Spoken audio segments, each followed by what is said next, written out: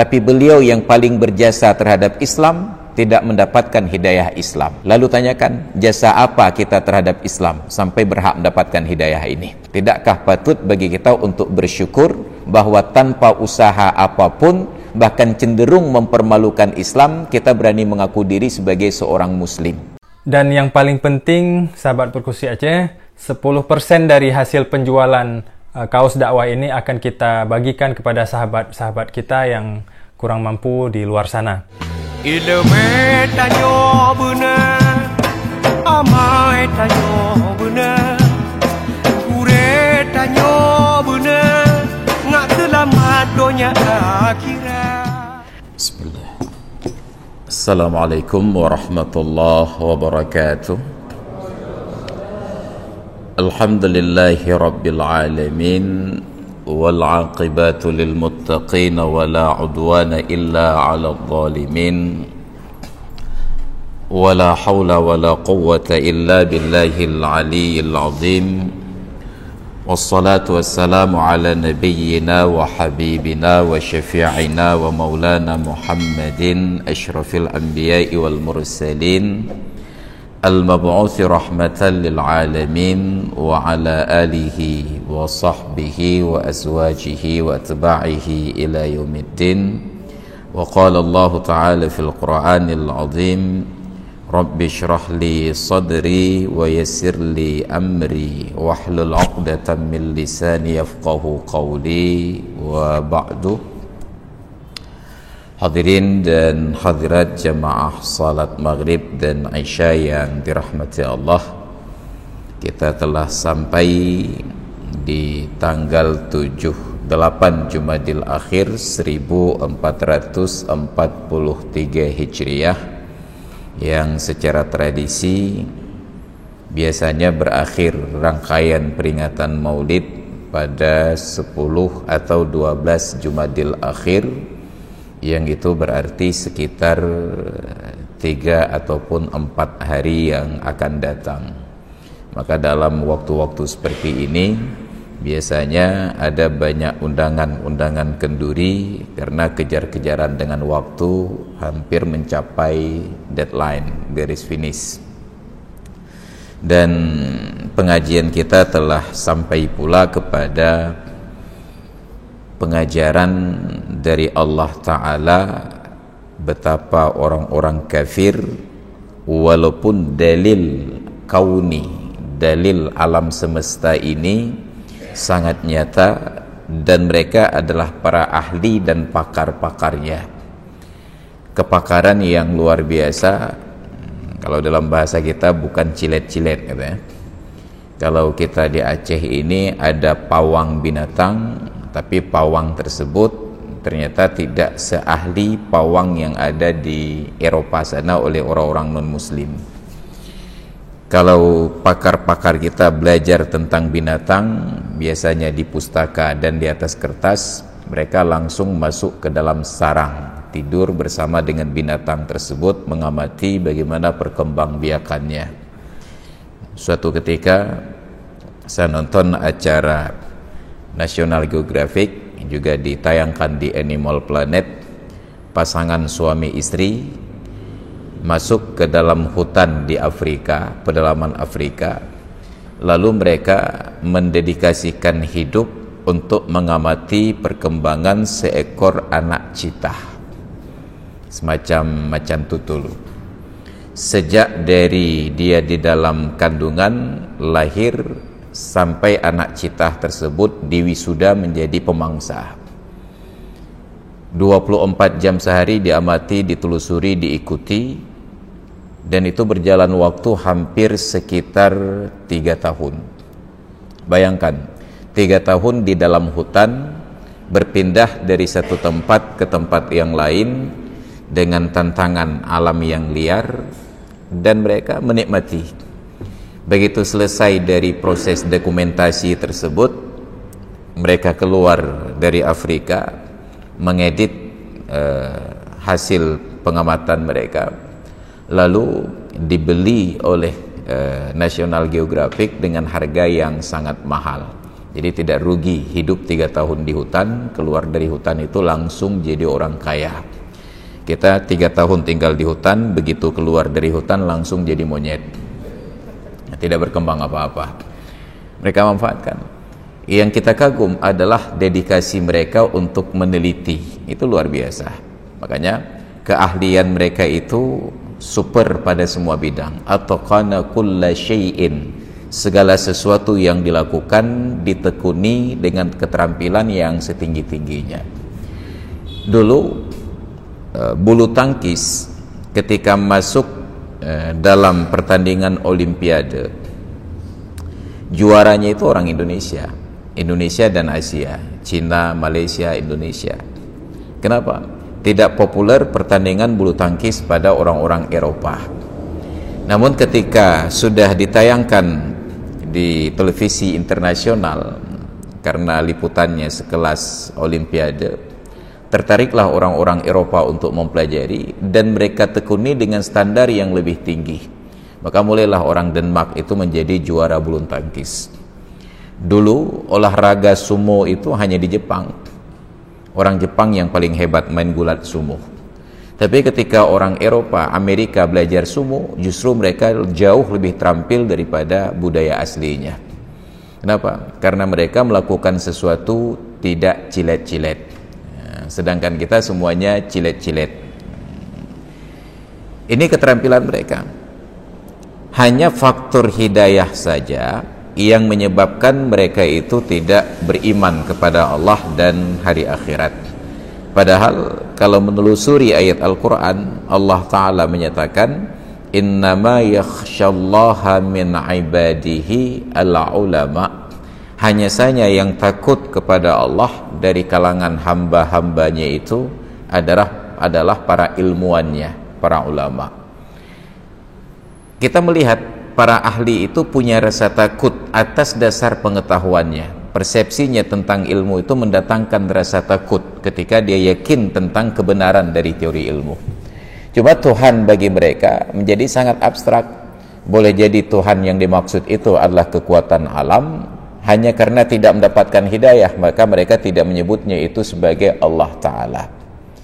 Jadi dalam sebuah film lagi, fiksi ilmiah tentang Armageddon, ketika pesawat ruang angkasa itu mendarat di asteroid ini, di planet tersebut, apa yang terjadi? Orang yang paling ahli tentang planet tersebut katakan, kita meleset sekian derajat dan sekarang kita mendarat di atas lempengan besi yang sangat tebal. Dia sudah bisa memprediksi. Karena dia yang pertama tahu, dia katakan, saya menyesal punya ilmu ini, menjadi orang yang pertama paling takut. Saat orang lain masih punya harapan besar untuk bisa mengebor, dia sudah sampai pada kesimpulan, nggak mungkin kita bor tempat ini karena ini adalah lempengan besi yang sangat tebal. Orang yang sudah lebih dahulu tahu, segera takut. Hanya ketakutannya itu pada kekuatan alam, bukan ketakutan kepada kuasa Allah Subhanahu wa Ta'ala. Padahal sekuat apapun alam, Allah Ta'ala mampu untuk mengubah kekuasaan alam yang tidak bersifat mutlak tersebut. Maka dalam ilmu Allah, api tidak berdampak apa-apa bila Allah tidak berkehendak bahwa api itu bisa membakar. Pisau yang tajam tidak berpengaruh apa-apa bila Allah berkehendak bahwa pisau tersebut tidak berefek kepada seseorang. Ini kekuasaan ilmu. Maka keyakinan kepada Allah Ta'ala itu bisa melawan hukum alam. Ketika beberapa waktu yang lalu, kawan-kawan dari IIBF, cuma karena ini singkatan dari bahasa Inggris nggak boleh IIBF, harus IIBF, Indonesian Islamic Business Forum. Mereka punya sub kegiatan secara langsung berinteraksi dengan korban-korban rentenir yang ada di pasar-pasar tradisional. Dulu mereka bergerak dimulai dari pasar induk di Lambaru Mu'allaf itu, Lambaru KPI. Mereka buat usaha Baitul Mishkat namanya. Karena mereka memang pengusaha, walaupun skalanya menengah ke bawah, mereka kumpulkan uang-uang yang bersih dari hasil usaha mereka didatangi nyak-nyak ini seorang demi seorang, ditanyakan, "Nyak, edan padum na utang bawanya 1 juta, ada yang 2 juta, ada yang 500.000. Tapi utang 1 juta 2 juta ini sudah berjalan bertahun-tahun gak pernah selesai.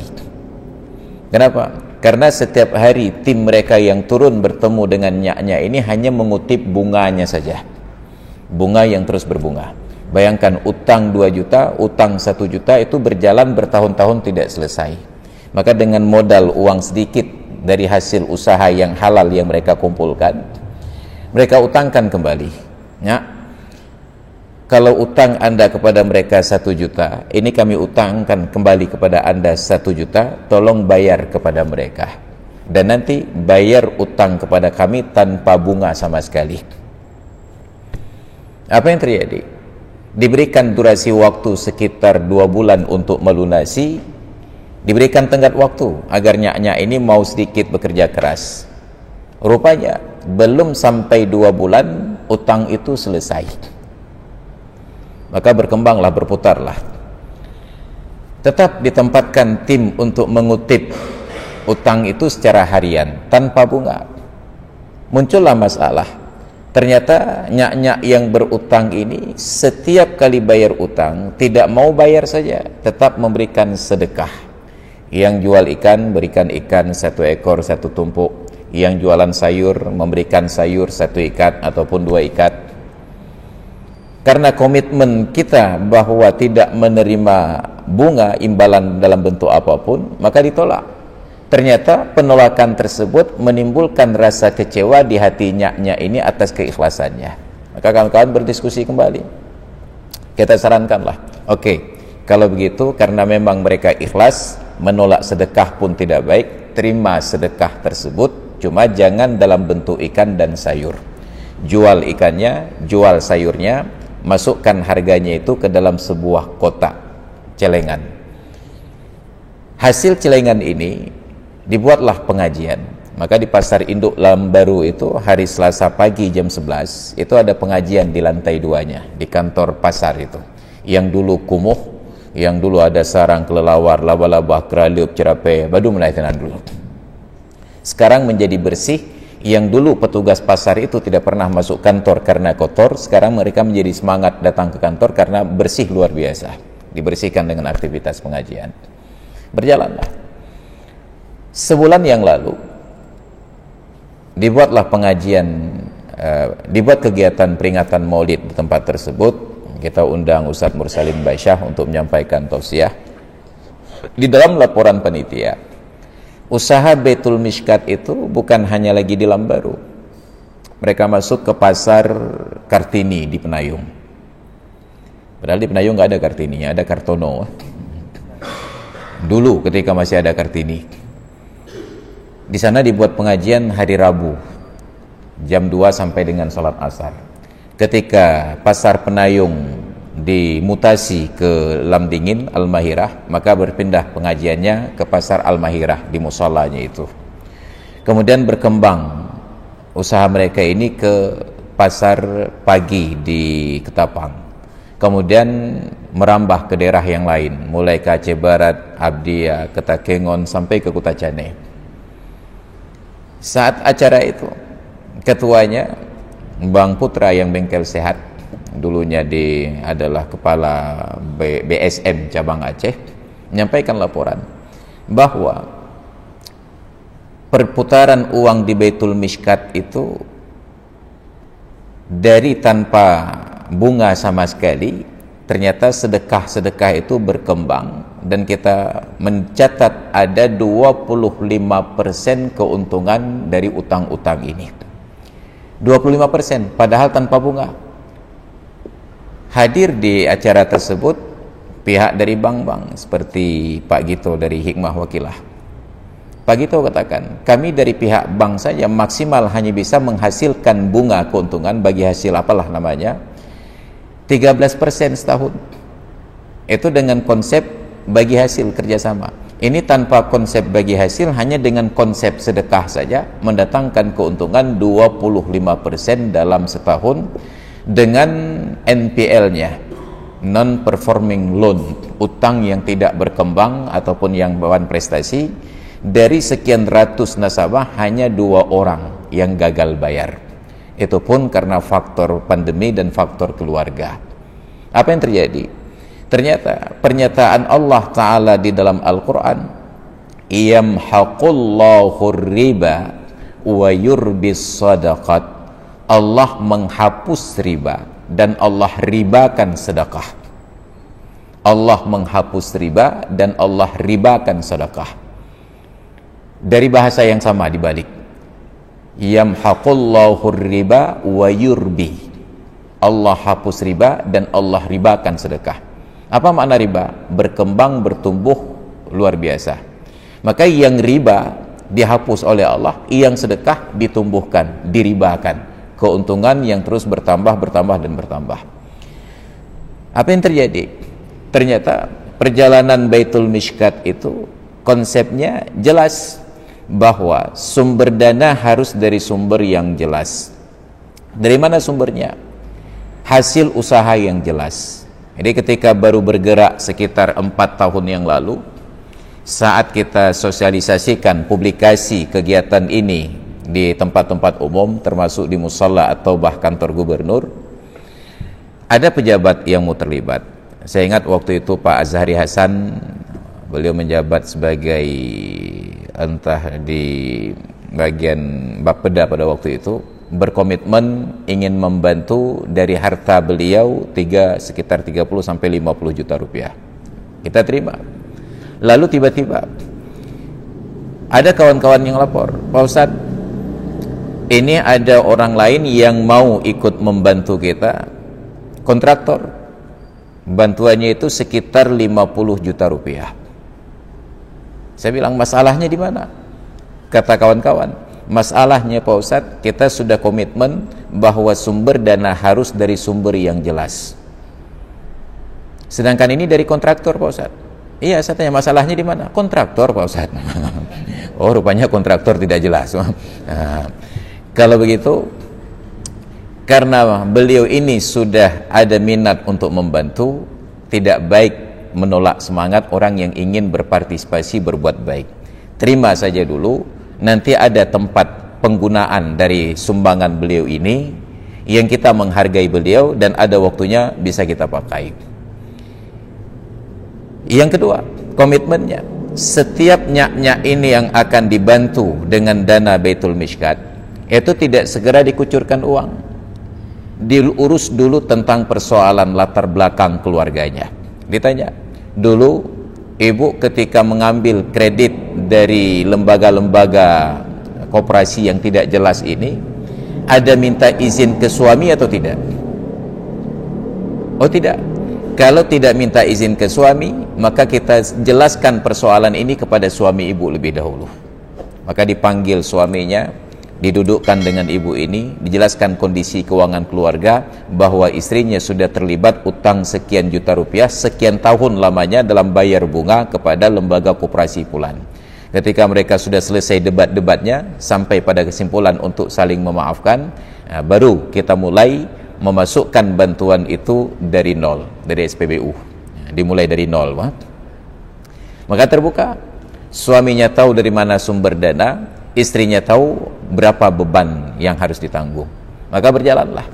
Seiring perjalanan waktu, ternyata mereka menyumbang bertambah dan itu menghasilkan keuntungan yang lebih tinggi daripada kesepakatan bagi hasil dengan bank-bank yang hanya 13%. Mereka sampai 25%.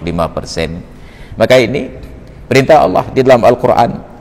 Orang yang punya ilmu, mereka tahu wa yurbis sadaqat. Lalu muncullah tantangan di masyarakat kita ketika kita implementasikan kanun LKS, Lembaga Keuangan Syariah.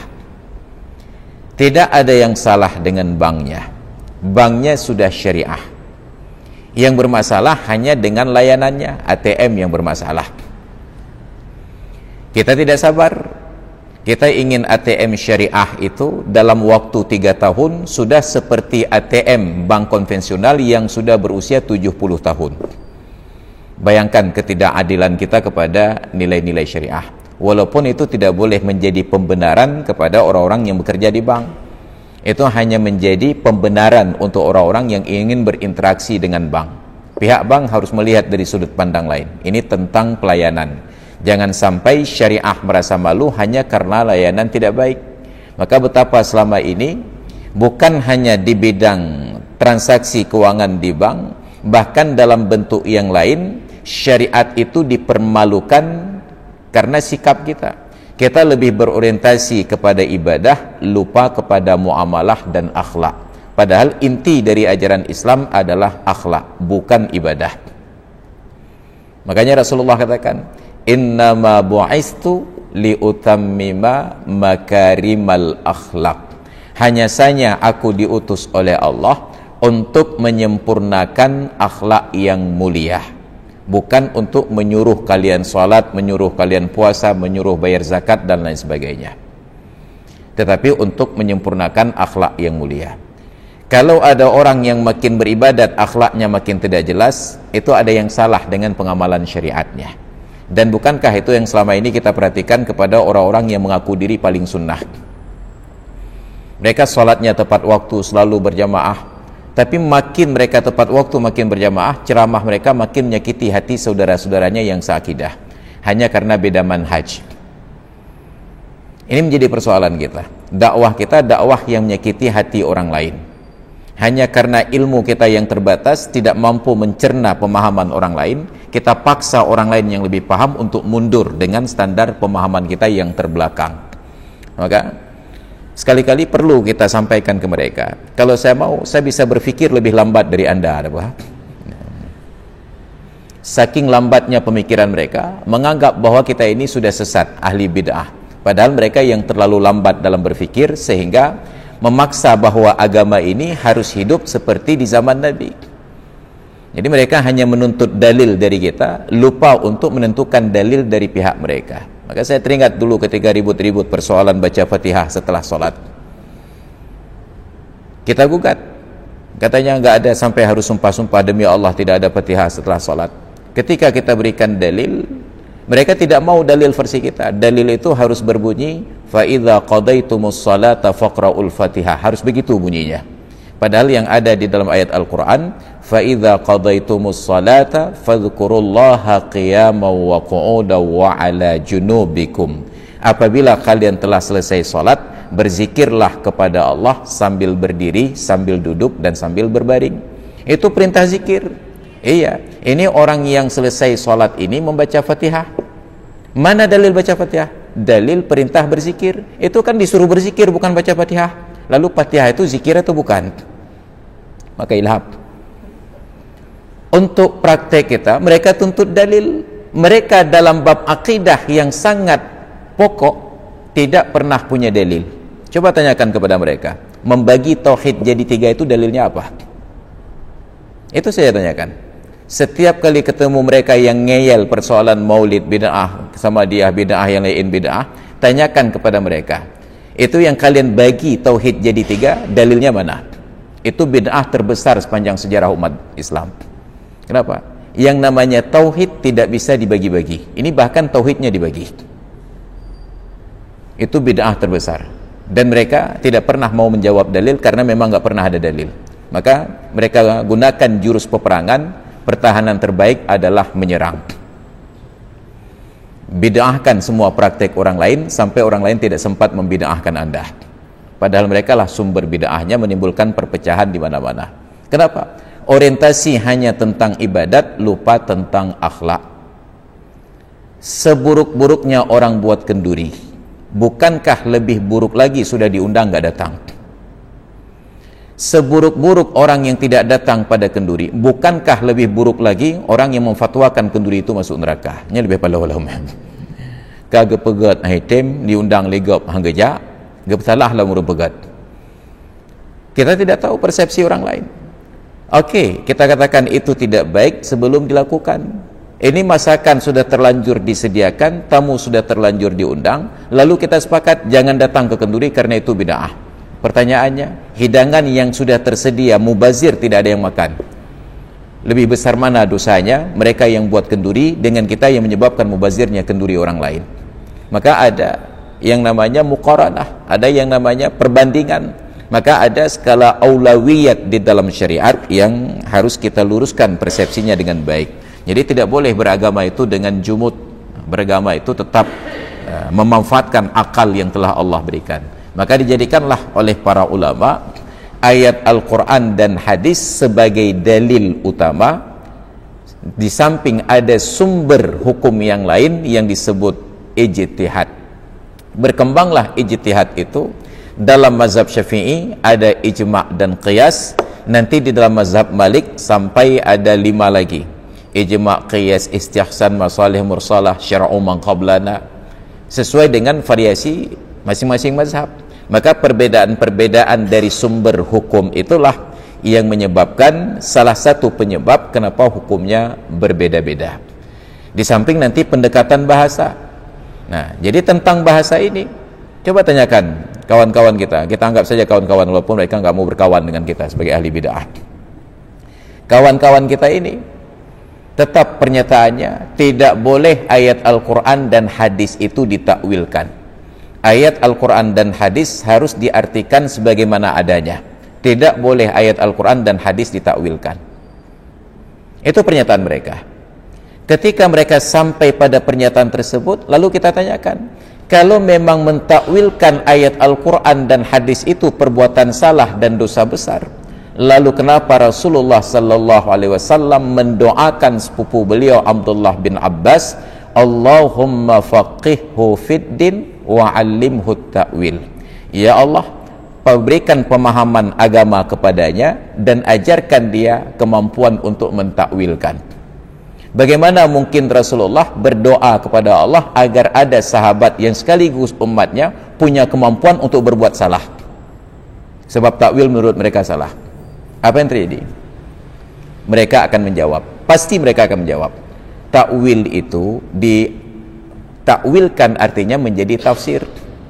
Jadi tidak boleh ada yang ditakwilkan dari Al-Quran dan hadis kecuali hadis takwil ini.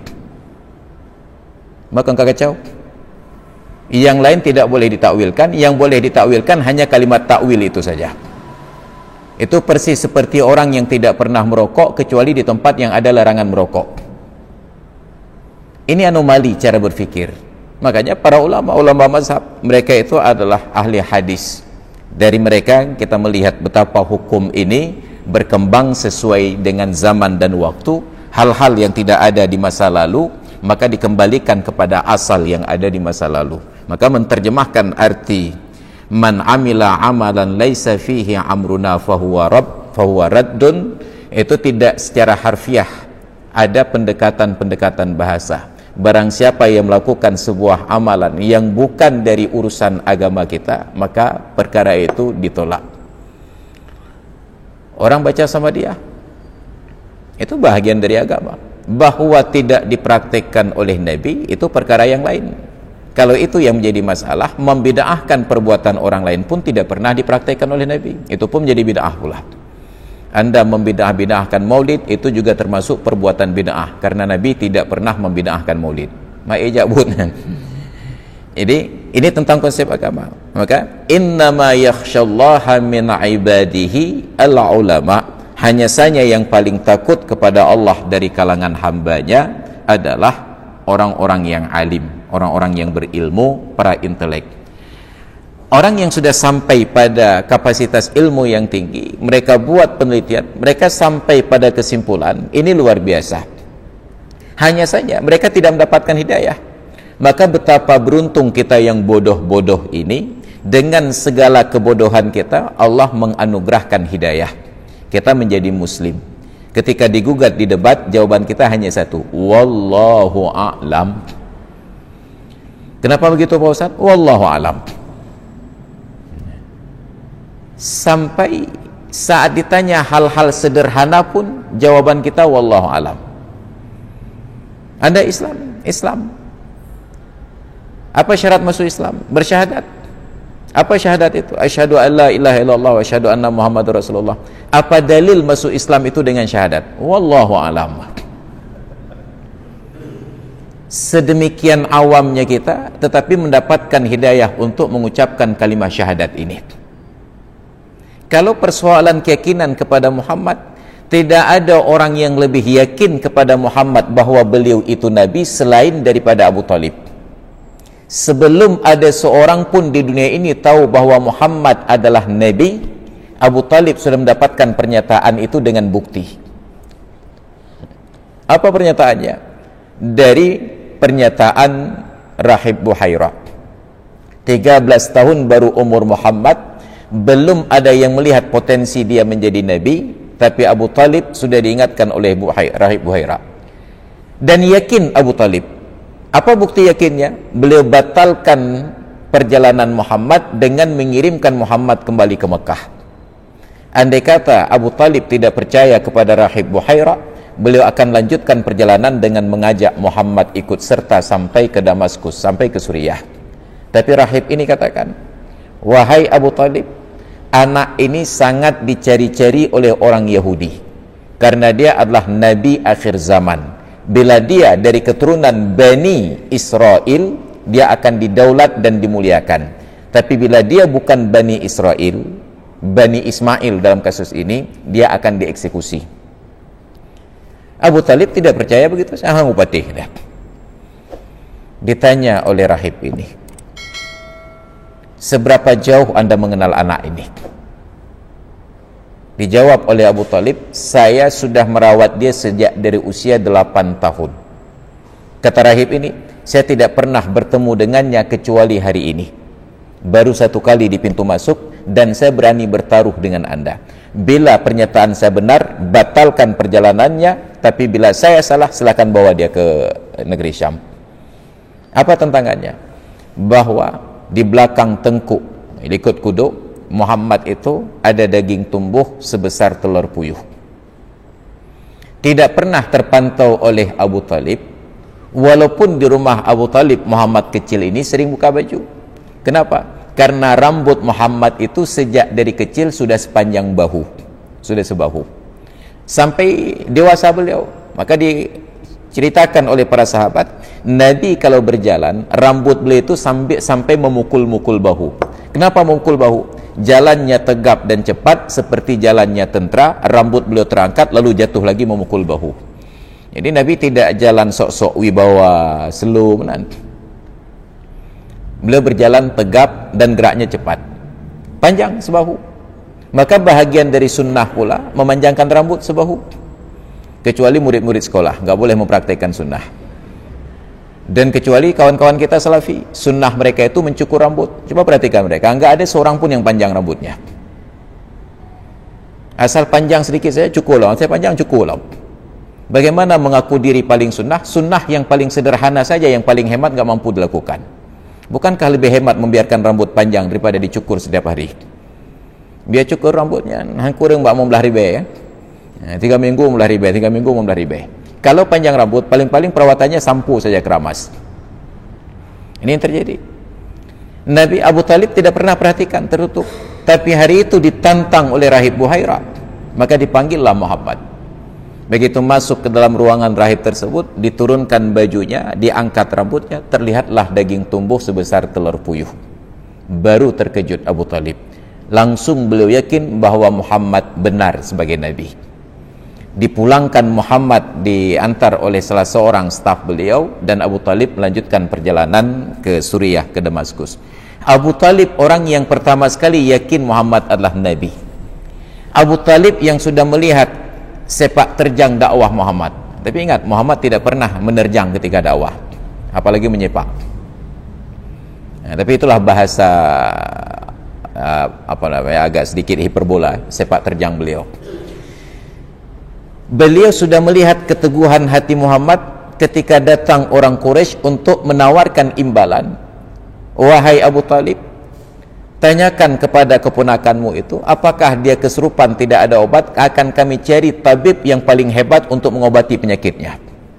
Tanyakan kepada Muhammad, apakah dia menyebarkan dakwah ini untuk menjadi orang yang paling kaya, kami akan meripe, kumpulkan harta kami sampai dia menjadi orang paling kaya di antara kami.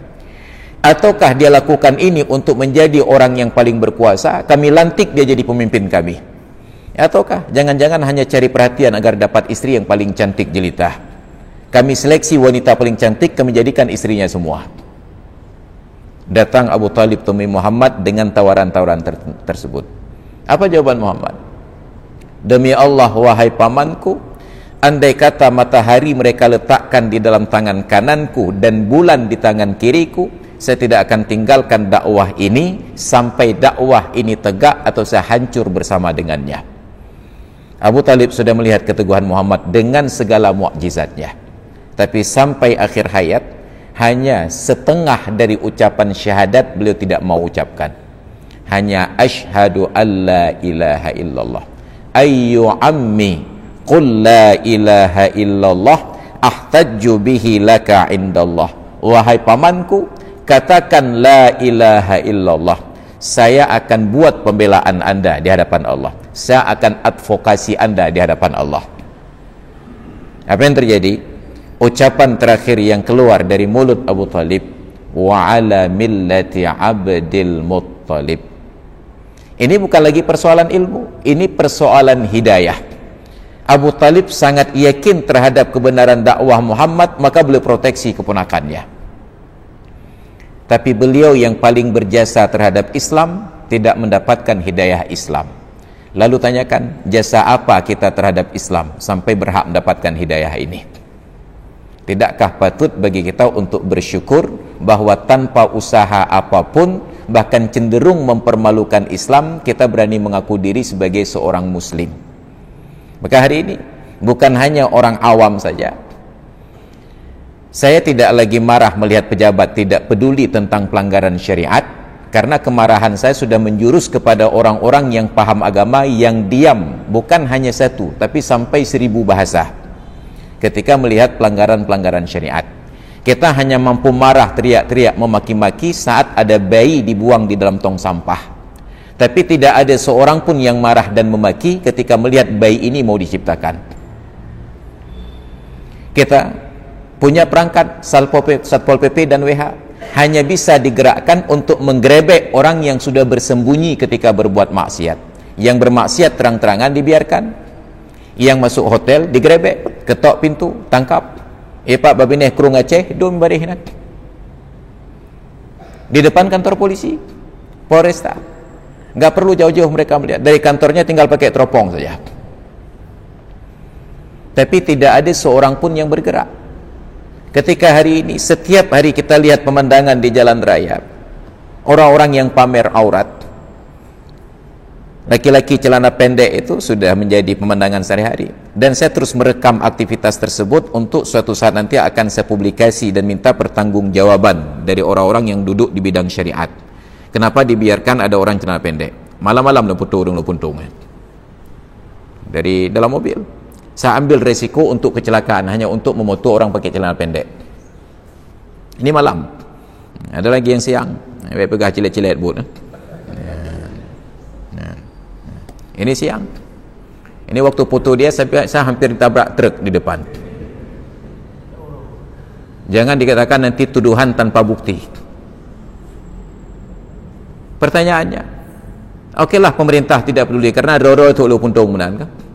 Lalu apakah para ulama ini terlalu gelap kacamata mereka atau terlalu hitam kaca film mobilnya sampai tidak melihat fenomena di luar?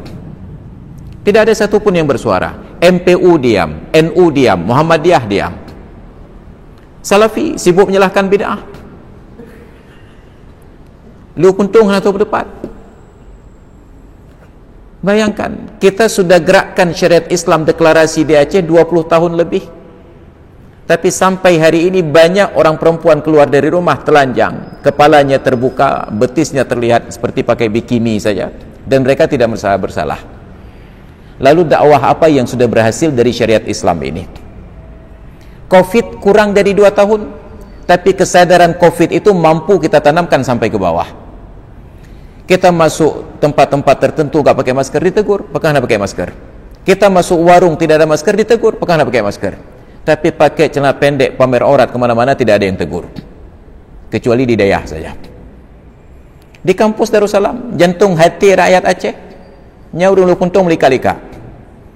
Bukan hanya orang awam, bukan hanya mahasiswa, sampai dosennya pakai celana pendek. Bayangkan, Kalau nanti para pemimpin ini, gubernur Aceh, bupati, wali kota di Aceh, camat kecil di Aceh, ditanya oleh Allah, kenapa syariat Islam di Aceh nggak bisa jalan? Kepedulian tidak tumbuh sampai orang berani melanggar syariat, terbuka aurat di mana-mana. Mungkin para pejabat ini akan jawab, kami tidak punya kemampuan untuk menggerakkannya ya Allah. Baru dijebak oleh Allah dengan perbandingan. Lalu kenapa untuk COVID kurang dari 2 tahun kalian sanggup gerakkan? Nyan pun dah jawab. Nyan getintap-tintap oleh Allah dalam neraka. Gaya-ayak dia. Maka na'udzubillah, apa yang telah kita lakukan untuk memperbaiki konsep sederhana ini? Itu baru satu perkara tentang praktek syariat. Ada praktek akidah yang paling mendasar, yang menjadi cabang terendah dari iman. Kata Nabi, iman itu mempunyai 70-an cabang. Yang paling tinggi kalimat syahadat, yang paling rendah imatatul adza anit thariq, menghindarkan gangguan dari jalan. Itu dari berbagai tempat saya tanyakan. Kenapa setiap kali kita sudah bangun jalan sampai mulus indah, tiba-tiba kita mengajak polisi tidur di jalan?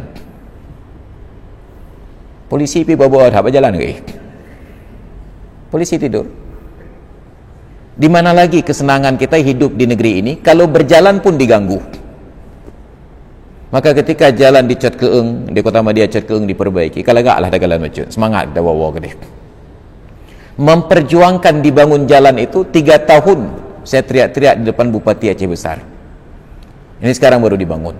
Sekarang tantangan saya berteriak-teriak pula di Cot Keeng untuk meyakinkan mereka agar tidak mengajak seorang polisi pun untuk tidur di sana. Kenapa? Kalau kita mengganggu jalan, bagaimana kita mengaku sebagai orang beriman kalau kadar beriman cabang yang paling rendah tidak mampu kita rawat?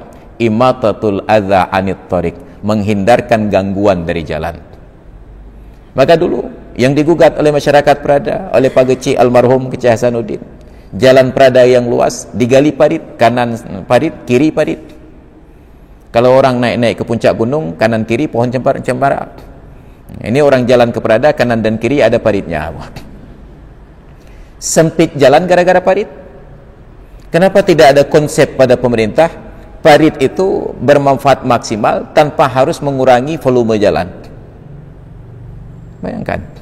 Dan sampai hari ini, kemarin saya masih melihat di depan Masjid Baitul Salihin oleh Karing, di depan warung Solong itu sudah diberikan mobil plat merah.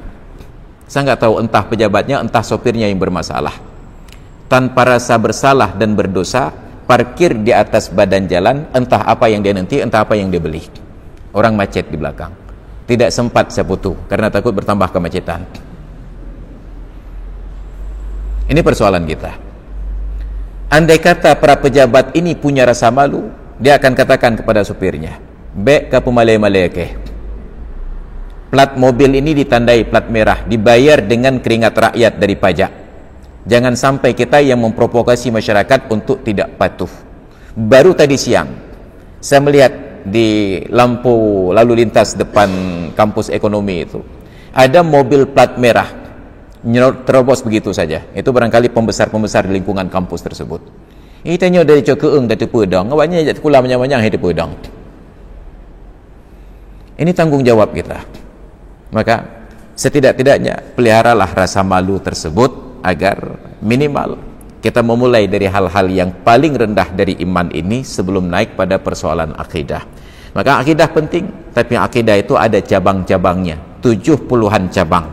Cabang yang paling rendah adalah imatatul adza anit thariq, menghilangkan gangguan dari jalan. Dan termasuk gangguan itu adalah pemandangan-pemandangan seperti ini. Maka kita harus berani untuk bersuara. Minimal ingatkan anggota keluarga, suami, istri dan anak-anak, kalau keluar dari rumah jangan menantang syariat, tutup aurat. Dan saya sedang membuat regulasi tersebut di wilayah kekuasaan saya Kota Madia Cot Keeng.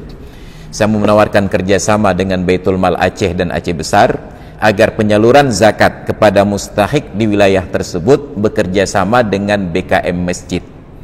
BKM Masjid yang memberikan rekomendasi, ini yang boleh disalurkan segera, yang pulan-pulan itu walaupun berhak ditunda dulu karena melanggar syariat. Hantam lemah masjid. Nanti kita buat peraturan, setiap keluarga yang berhak mendapatkan bantuan dari Baitul Mal disyaratkan wajib mengirimkan perwakilan setiap salat fardu 5 waktu dan di absen. Satu keluarga itu kan ada suami, ada istri, ada anak-anak, ada menantu. Kalau suaminya tidak sempat hadir, suruh istrinya. Istrinya nggak sempat, suruh anaknya. Buat absen. Nah, kalau berhalangan hadir, tidak ada yang hadir sama sekali, hak Anda ditunda sampai 2 bulan kemudian. Kenapa kita boleh menyatakan bantuan-bantuan tunai itu bisa ditunda oleh orang yang tidak mau divaksin? Tapi kenapa tidak boleh bantuan syariat ditunda untuk orang-orang yang tidak mendukung syariat? Maka kita sungguh tidak adil terhadap aturan Allah Subhanahu wa taala. Maka kita berharap kepada pemimpin kita, sebagaimana seriusnya mereka untuk tangani vaksin, seserius itu pula mereka tangani persoalan maksiat. Kalau persoalan keselamatan warga di dunia sedemikian pentingnya, maka keselamatan mereka di akhirat seharusnya jauh lebih penting lagi, karena itu yang kekal selama-lamanya. Hadirin dan hadirat sekalian yang dirahmati Allah, itu sekedar provokasi kita di malam ini. Sudah tiba saatnya kumandang azan Isya, maka kita padakan dulu sampai di sini. Dan yang paling penting, sahabat Perkusi Aceh, 10% dari hasil penjualan kaos dakwah ini akan kita bagikan kepada sahabat-sahabat kita yang kurang mampu di luar sana. Ilmu tanyo benar, amai tanyo